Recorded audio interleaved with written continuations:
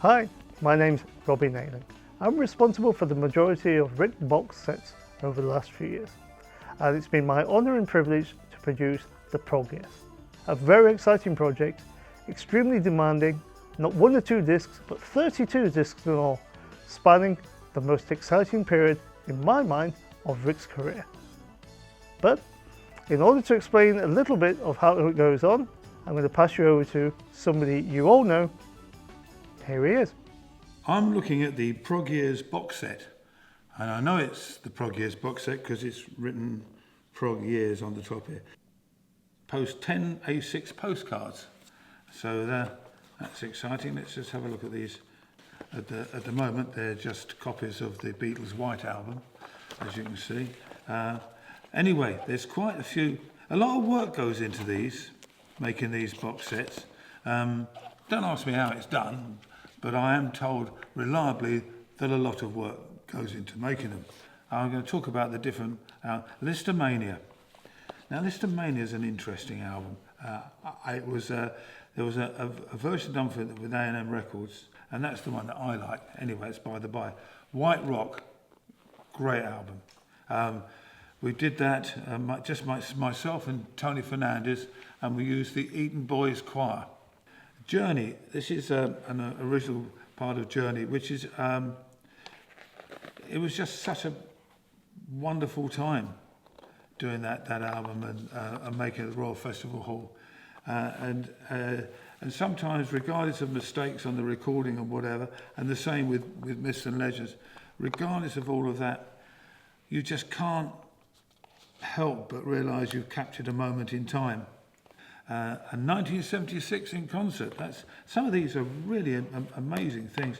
White Rock debut. I don't understand what the debut is, but we've got obviously these wonderful booklets, and then there's a case-bound book, because this is full of goodies as well. They've managed to squeeze a record in, or CDs. It's all stuff that's really very rare, and you won't be able to get anywhere else. And I've just opened the box. Thank you, Rick. That was really helpful.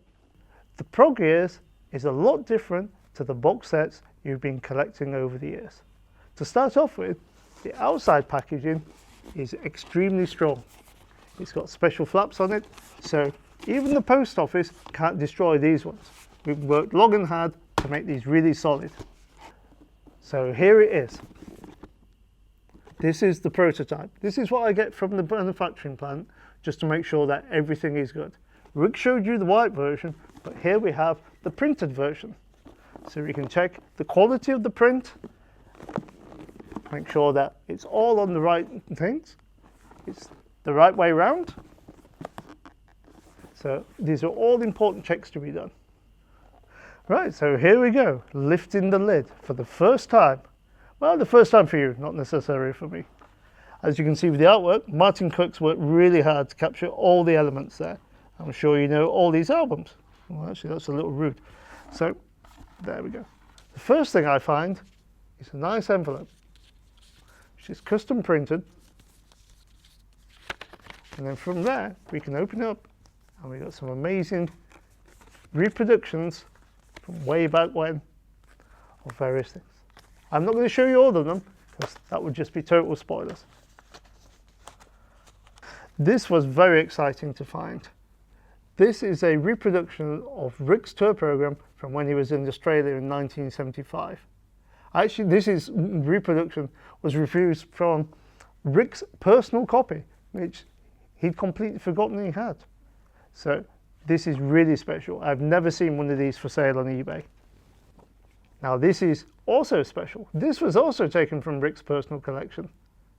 He probably asked for it back, actually. This is the White Rock premiere program. This was only issued for one night at the premiere of the film. And as you remember, it was produced by Tony Maitland, who also produced the Genesis film. So what do we have in the back? But Phil and the voice. So this is really special. You'll be hard pushed to get one of these, I can tell you. Another little treasure trove is the 1974 American tour program. Don't see many of those about either. Then carrying on with our programs, this is pretty good. This is the Journey to the Centre of the Earth, where it is recorded. That's the 76, as we know, because you can see no earthly connection. Crystal Palace, another great gig. And another one from 1976. But also what's quite rare as well, which we found, is some of the Listomania press information. We've worked really hard to put all of this together. Talking of press, this is a reproduction of the A&M press folder for King Arthur. As you can see, the hat's a giveaway. But what we've packed in there, we've packed in reproduction press photos. That's one of my favourites. I would have loved to have been there, I can tell you. And then the actual press releases themselves, which again, make interesting reading, and they're amazingly collectible. But what we've done is we've reproduced them on as close to the paper stock of the time which we could lay our hands on. And because Rick was such a big artist back in the 70s, that they really went to town on all this packaging and stuff, so it's really quite special. Right, here we go. The reproduction posters. This one is Listomania. Never quite understood that film myself, but it's an amazing film, got an incredible lineup, and good old Roger Daltrey. We have the King Arthur.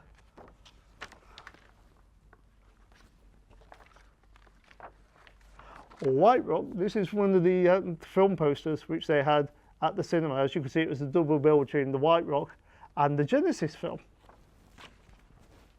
And the last but not least poster, Journey to the Centre of the Earth, a reproduction of one of the posters from the time. Oh, where did that come from? It's the 1975 Japanese program. I love Japanese programs myself.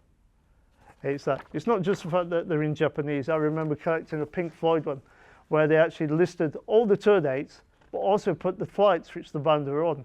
You wouldn't get that these days, would you? But here's something really special, which goes with the Japanese discs of the set. So whilst I was at Rick's, I also found, lying around, was a scrapbook. And I said to Rick, hey, what's all that about, Rick? He said, well, it was something that my dad started many years ago, and he never quite finished it. And I said, well, I think we can help your dad out there. So what we have here is Cyril Wakeman's scrapbook. It's a reproduction, of course. Can't have the original. It's one of Rick's most prized possessions. But it's a nice 12-inch by 12-inch hardback book. And it's got tons of stuff, all cuttings, but originally all collected by Cyril.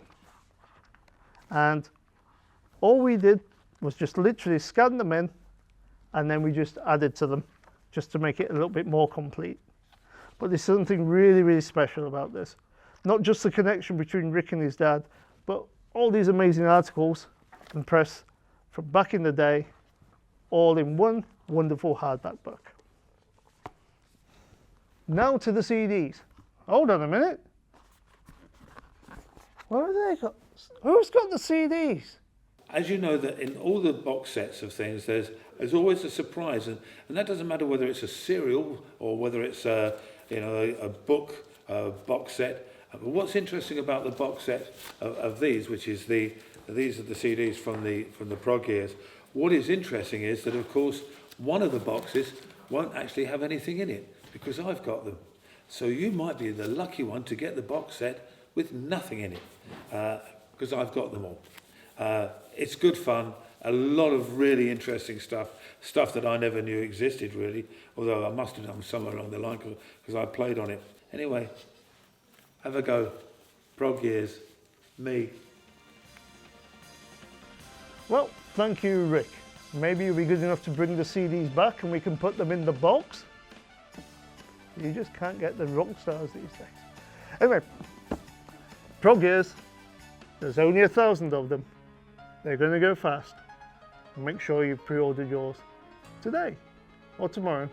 But if you leave it to the next day, well, it's sold out. Thank you for watching this evening.